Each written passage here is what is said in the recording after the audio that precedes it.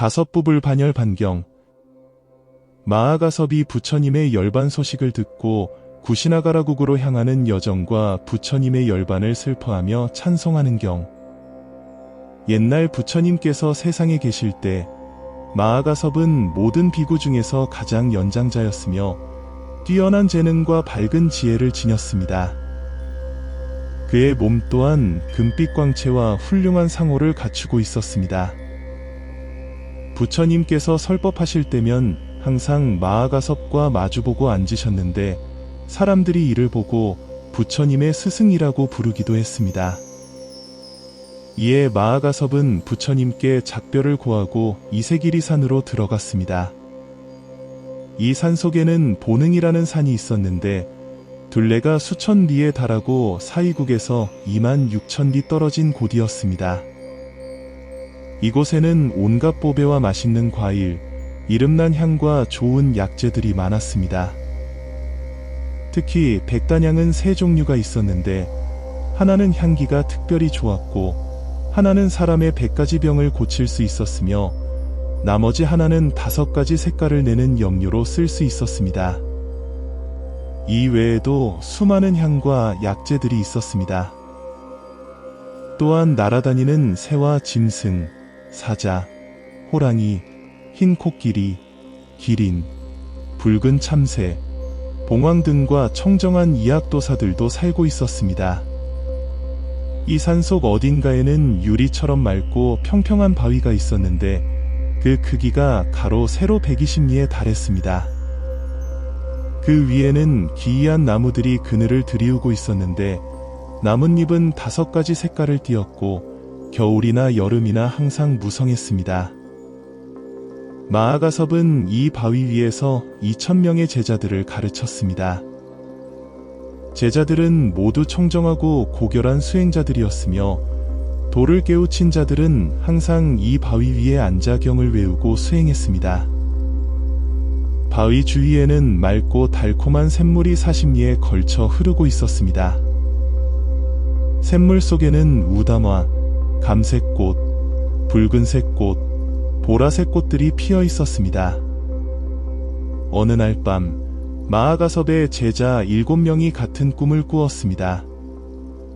한 비구는 자신이 앉아있던 바위가 한가운데가 갈라지고 나무들이 뿌리째 뽑히는 꿈을 꾸었습니다. 또 다른 비구는 40리에 걸쳐 흐르던 샘물이 모두 마르고 꽃들이 떨어지는 꿈을 꾸었습니다. 다른 비구는 구라반좌가 모두 무너지는 꿈을 꾸었고 또 다른 비구는 연불이 땅이 모두 꺼지는 꿈을 꾸었습니다. 또 다른 비구는 수미산이 무너지는 꿈을 꾸었고 또 다른 비구는 금륜왕이 죽는 꿈을 꾸었습니다. 마지막 비구는 해와 달이 땅으로 떨어지고 세상이 캄캄해지는 꿈을 꾸었습니다. 아침이 되자 제자들은 각자 꿈 내용을 마아가섭에게 아뢰었습니다. 이에 마아가섭은 말했습니다. 우리가 전에 보았던 광명은 바로 땅이 크게 진동할 징조였느니라. 너희들이 이러한 꿈을 꾸었으니 부처님께서 곧 열반에 드실 것이다. 그리고는 즉시 제자들에게 구시나가라국으로 가라고 명했습니다. 길을 가던 중 제자들은 한바라문이 만다라화를 들고 있는 것을 보았습니다. 마아가섭이 어디에서 오는가? 어디로 가는가? 그리고 그 꽃은 어디서 얻었는가? 라고 묻자 바라문은 이렇게 대답했습니다. 저는 구시나가라국에서 왔습니다. 부처님께서 열반에 드신 지 7일이 되었습니다. 모든 하늘의 신들이 하늘의 꽃과 향을 가지고 부처님의 몸을 공양하고 있습니다. 이 꽃은 바로 그 꽃입니다. 마아가섭은 이 말을 듣고 땅에 엎드려 통곡하며 말했습니다. 부처님께서 이제 열반에 드시다니 삼계가 어둠에 잠기게 되었습니다. 이제 무엇을 의지해야 합니까? 그리고는 제자들을 이끌고 길을 재촉했습니다. 구시나가라국에 거의 다다랐을 무렵 사천왕과 범천, 제석천을 비롯한 모든 하늘의 신들이 칠보로 장식된 일산과 아름다운 향, 그리고 꽃을 들고 부처님을 공양하기 위해 오는 모습이 보였습니다. 하늘의 신들은 12부의 음악을 연주하고 있었고 아수라왕과 모든 귀신들이 하늘을 가득 메우고 있었습니다. 또한 구시나가라국의 왕과 주변 나라의 왕들이 각각 수백만 명의 백성들을 이끌고 온 모습도 보였습니다. 마하가섭이 제자들을 이끌고 당도하는 것을 본 구시나가라국의 말라불 왕은 백성들에게 길을 비켜 마하가섭과 제자들이 지나갈 수 있도록 명령했습니다. 아나율이 마중 나와 마하가섭을 맞이하며 말했습니다. 부처님께서 열반에 드신 지 7일이나 되었습니다.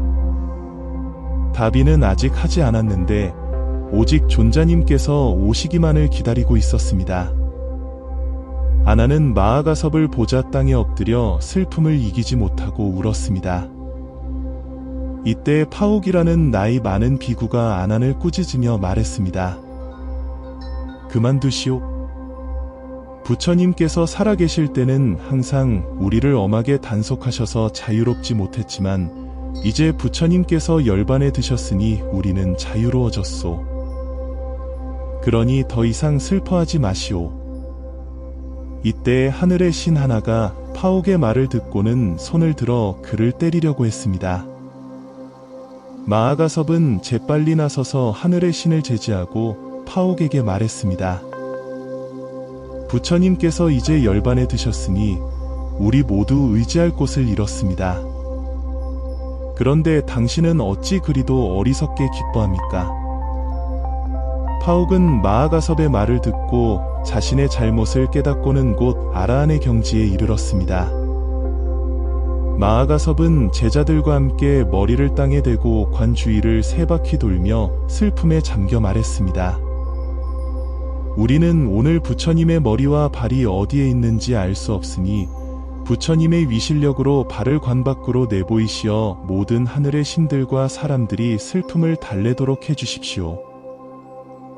이에 마하가섭은 부처님을 찬양하는 개송을 읊었습니다. 부처님은 3계의 중생들을 위해 생사의 깊은 바다를 건너게 하시고 담담하게 열반에 드시니 그 미묘함은 세상을 초월하네. 부처님은 무량한 빛으로 어리석음과 어둠을 밝혀주시고 모든 사람들을 위해 위엄과 영엄을 드러내 보이셨네. 부처님은 크나큰 자비와 사랑으로 헤아릴 수 없는 중생들을 구원하시고 존귀하신 몸은 금관에 누우시어 청정하고 고요하게 안식하시네. 원컨대 온화한 덕으로서 부처님의 몸과 색, 빛을 다시 보여주시고 모든 하늘의 신들과 사람들에게 한량없는 복을 일으켜 주소서. 부처님은 진리를 펼쳐 보이시어 모든 중생들이 은혜를 입게 하시고 생사의 수레바퀴를 멈추고 바른 깨달음을 얻게 하셨네. 이미 열애의 은혜를 입었으니 머리를 조아려 부처님 발에 예배하나이다. 이제 금관만을 바라보니 마음이 슬픔으로 가득 차는구나. 비록 부처님께서는 무의에 드셨지만 성인의 가르침은 결코 사라지지 않으니 훗날 의심하는 자들이 생겨나거든 금관 밖으로 발을 내보이소서. 생사의 윤회는 이미 끝났으니 부처님께서는 더 이상 근심하지 않으시리라. 법신과 지혜는 영원히 존재하니 영원한 열반이라 부르지 마소서.